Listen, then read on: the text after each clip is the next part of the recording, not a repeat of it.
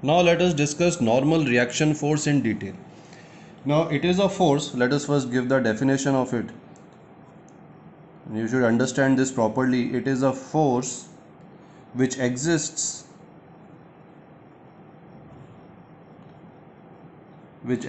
when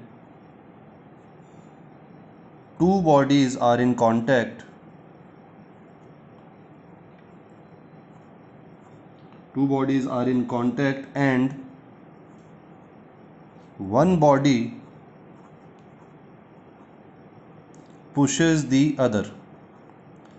If two bodies are in contact and one body is pushing the other, then naturally the other body will push the first body because of the third law of Newton.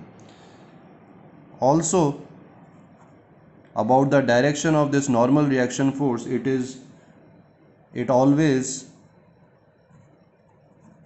acts in direction normal, which is perpendicular direction, always acting normal to the surface in contact. So it will always be perpendicular to the surface in contact. So if we have a box on the floor, then this box will apply some force on the floor, that we know that force is the weight of the box. So let us for a moment, let us say that the force applied by the box on the floor is N. Then the surface will also apply a force, the same force in opposite direction, that is in upward direction, and the angle between this normal force and the surface will be 90 degree. So because there is a contact between the 2 points, and this body is applying a force on the surface of contact of the ground, so the ground will naturally apply same and equal and opposite force in this direction, in the upward direction. So if we draw a free body diagram of this situation, then there will be N downward, and we know that this N is equal to mg, and there will be a reaction force N in the upward direction. So this will be the free body diagram. Now let us do another example of this. Let us say that we have to show all forces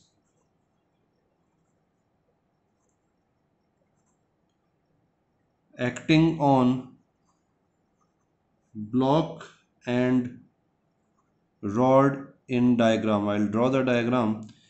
We have on ground we have a block, let us say of mass m1, and there is a rod which is leaning on the block like this, and let us say the mass of this rod is m2.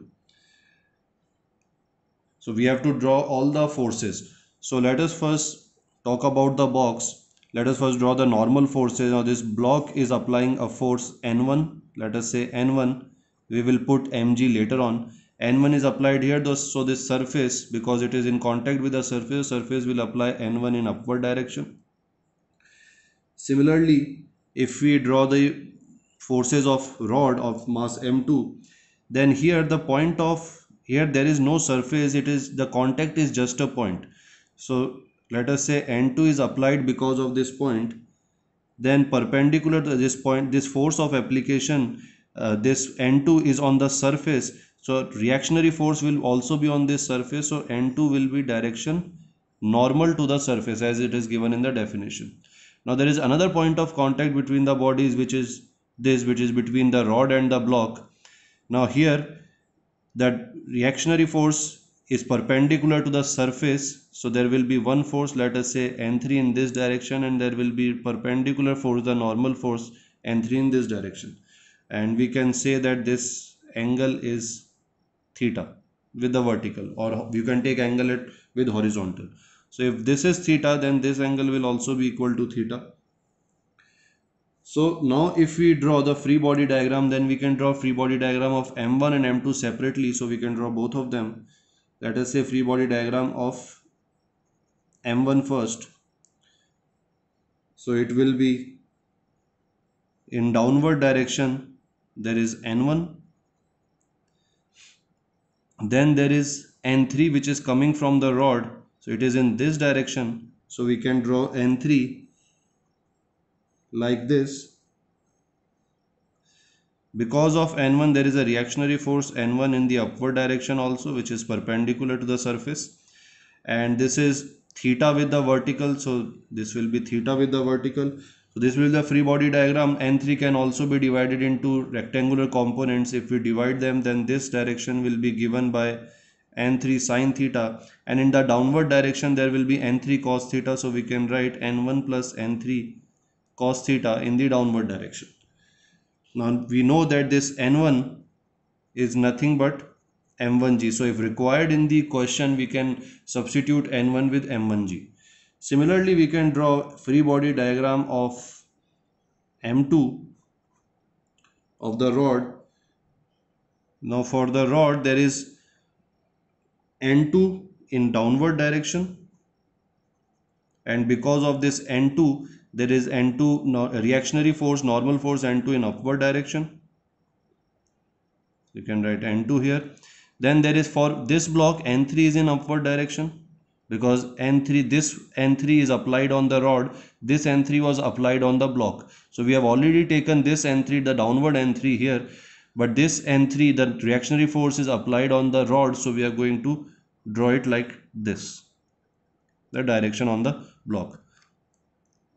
So if this was theta, the vertical, this was theta, so this angle will be theta. Now this N3 can be divided into two components again, N3 sine theta in this direction, and N3 cos theta will be in upward direction, so we can write N2 plus N3 cos theta. So the total force in the upward direction will be N2 plus N3 cos theta, and we know that this N2 is nothing but M2G. So this is how we draw the free body diagram, and this is the concept of normal reaction. Now we can write a note, and it is very important note, so you should understand it. Now in case of circular, spherical or cylindrical objects, the normal force, the normal reaction force always pass through the center of the body. It is a very important thing. Always remember this, that in case of circular, spherical or cylindrical objects, the surface will be round, and if we draw the normal reaction to a round surface, it will always pass through the center. Now let us understand this with the help of an example. Let us say that we have a step like this and a cylinder. Let us say that this is a cylinder, not a very good cylinder, but let us assume this, and this is the center of the cylinder, and there is a string tied to it, and a boy is pulling the string by applying force in this direction. So because of this, there will be some tension generated in the string, because there will be a force in this direction, so the string will try to stretch, so the tension will be generated in this direction. This cylinder will have some mass, so there will be, at this point of contact, at this surface of contact, let us say a normal force N1 is applied, then the upward force N1 will go like this, and it will pass through the center. So this will be N1. Again we have another point of contact here. Now here the surface is not flat like this, it is not horizontal, but since normal is always perpendicular, so N2, if it is applying N2 here, then the normal reactionary force N2 will again be like this, but and it will pass through the center. So this will be N2. Now if we make the free body diagram of this situation, then N1 is in downward direction, and we know that N1 is mg, then we are directly writing mg here. So mg will be in downward direction, and there will be N1 because of this in upward direction. N2 is in this direction, so the reactionary force N2 on the cylinder will be in this direction, and since we are drawing the free body diagram of cylinder, so we will take this N2. this N2 is on the step. This N2 is applied on the cylinder, so that means our force will be like this. And let us say that if it is applied at an angle theta, uh, let us say that this is theta, then in that case this angle will be theta. So this is your theta angle at which N2 is applied, theta with the horizontal. Now again N2 can be divided into rectangular components. There will be N2 cos theta in this direction and N2 sin theta in this direction. So it will be like this, N1 plus N2 sin theta in the upward direction. Also another force T, the tension in the string is applied here. So we can draw T in this direction. So this will be the free body diagram of this cylinder. Now notice that the normal reactionary force of the cylinder are passing through the center. Let us take another example. Let us say that we have a surface like this. There are two edges we have, and there is a sphere which is kept like this. This is the center of the sphere. Now this sphere will have some weight, so this weight will be acting downward direction, but if you notice, this weight mg is not being applied on any surface. There is no surface here, so mg is not being applied on this surface, but the point of contacts that we have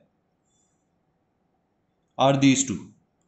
So if these two are point of contacts, then our reactionary force, the normal force, will be applied on these 2 points. So let us say that because of the sphere, a force applied is in this direction and this force is N1. Let us say that this is applied at an angle theta 1. So a reactionary force will be applied, and that reactionary force will pass through the center. So it will go like this. So this will be our N1. Similarly, let us say that here the force N2 is applied at some angle theta 2. So its reactionary force will it will pass through center, and this will be our N2. So if we draw a free body diagram of the sphere,